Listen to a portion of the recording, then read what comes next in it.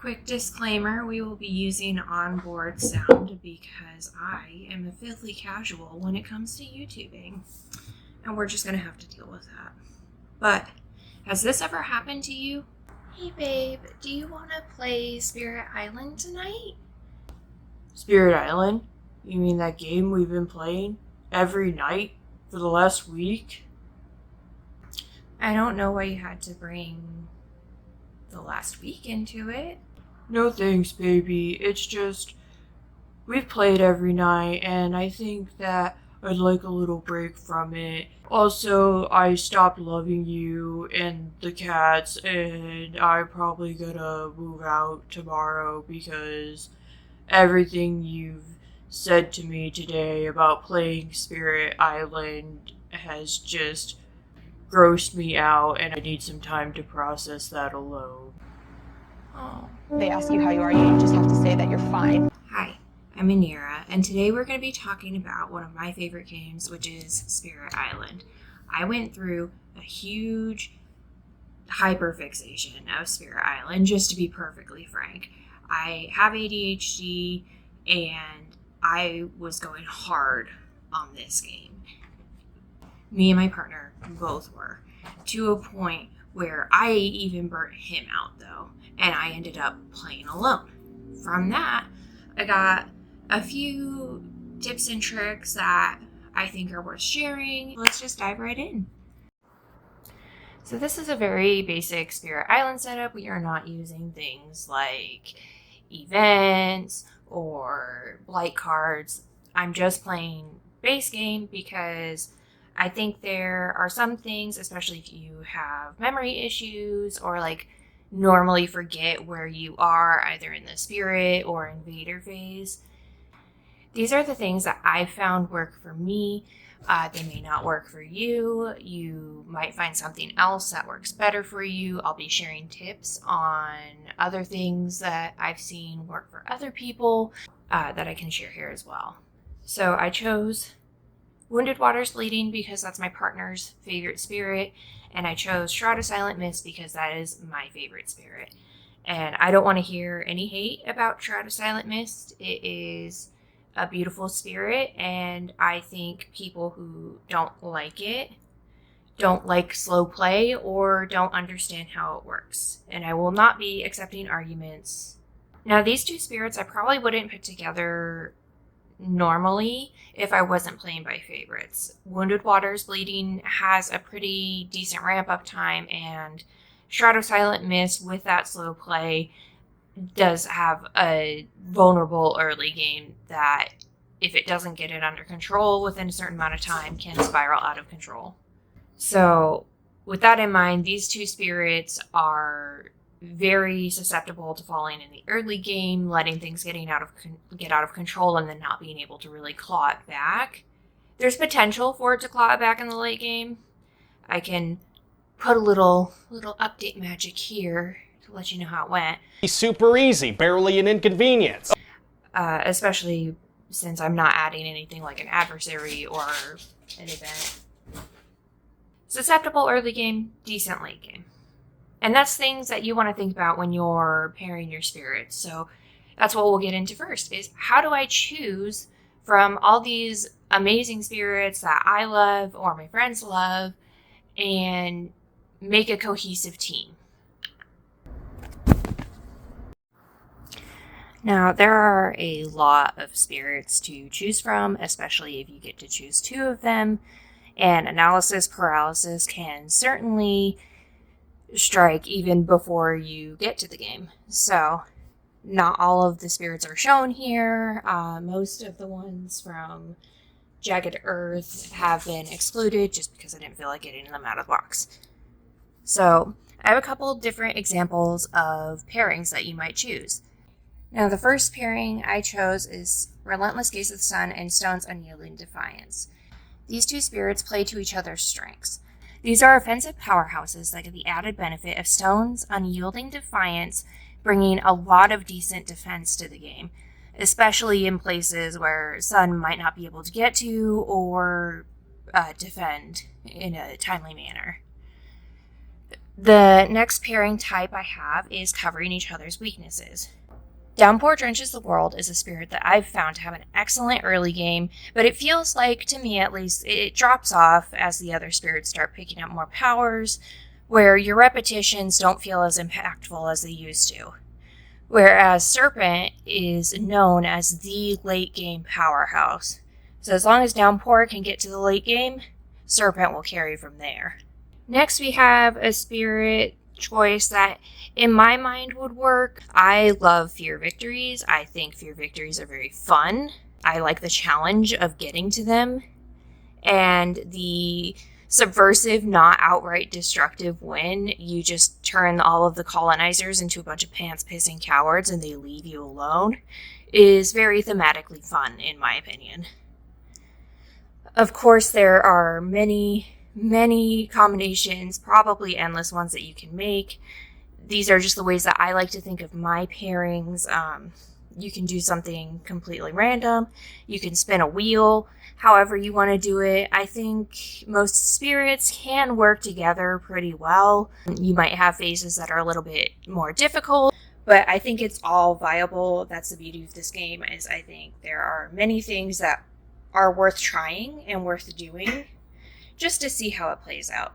All right, now you've gone through your 30 minutes of setting up, you've gone through your hour of decision making on what two spirits you're even going to play, and it's time. We finally made it. You get to play the game. But also, oh no. So you've finished picking your character and now catastrophe hits. How do I make sure that I don't do a double growth phase or a double gain energy? How do I not forget these things and accidentally cheat at the game? It can be difficult at times to maintain your focus at the game and make sure that you're getting everything done and also not doing it twice. That's the biggest thing for me, is I'll forget and then I'll try to do it again and realize this feels very familiar. And it's because I've already done it before. So how do we make sure that we are not doing that? I've seen some people mention taking a piece that they're not using and they'll do something like they'll put it on their growth option so that they know they've done their growth option and move it down as they do their other things. That's never worked for me because that involves remembering that I put this here. So I have a main marker that I use, which is once I have my cards, I'm just picking one arbitrarily here. We'll just choose this. Once I have my card up, that to me signals I've done my growth phase. I've done my income phase, my gain energy phase. And that means that I am at paying for my powers phase and going into my invader phase. For the invader phase, as I go through these different things, I move them down. So as I finish the invader phase, I'll move it. There's obviously no Blighted Island effect. There's no fear card since we're just starting. There is also no Ravage. Then I would take care of the build. I would do the build action, build these towns, and then I would move this down immediately. So even if I get interrupted here, I know, because this build is empty, that I need to explore. And as soon as I flip the explore, it goes right there. Now, if I got personally interrupted at this point, the only reason I would know that mountains hasn't been explored yet is because there's not explorers there. However, if you get in later into your game, that might not always be true. In that case, I would probably leave a little note to myself, maybe take our handy token, put it here. I don't want to accidentally cheat at my games. I want my victories to feel, especially with Spirit Island, I feel like you get very gratifying victories, especially after a game looks super dire and you're sitting there with you and your friend, or just you if you like doing single. Leaving tokens for yourself, leaving reminders is always going to be a really good way to remember where you are, especially if you need to put down the game and pick it up. If I've done my explore, I've done all our invader actions, we're in the slow phase, I would never recommend leaving off at the slow phase. If you haven't noticed, I have small creatures that like to jump on the table. They like to disrupt things. There will be a whole outtakes section at the end of this that will demonstrate why I cannot leave things out like this. So I would never leave off on the slow phase because it's a bit ambiguous then maybe where you are.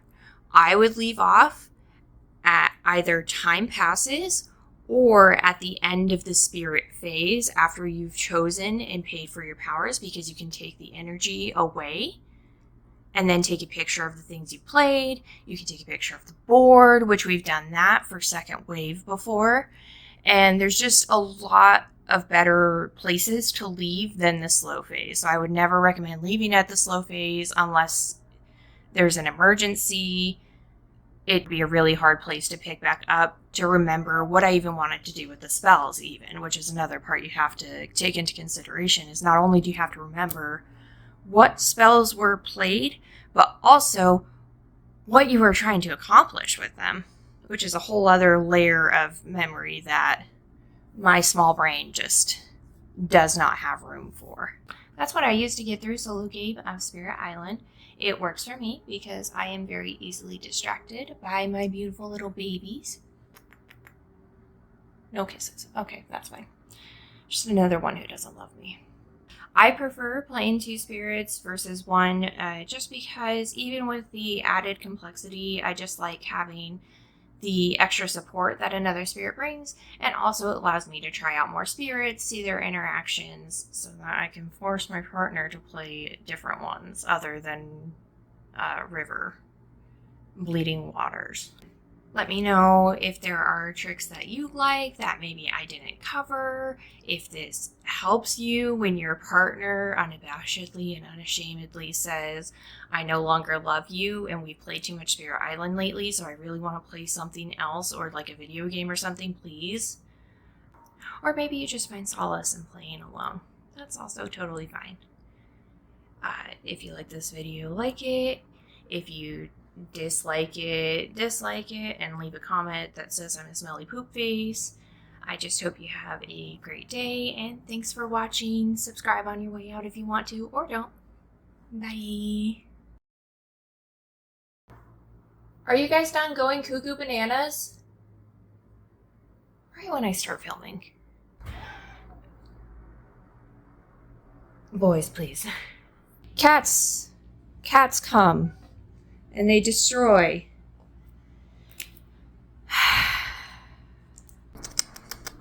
Are you my assistant? Are you all my assistants?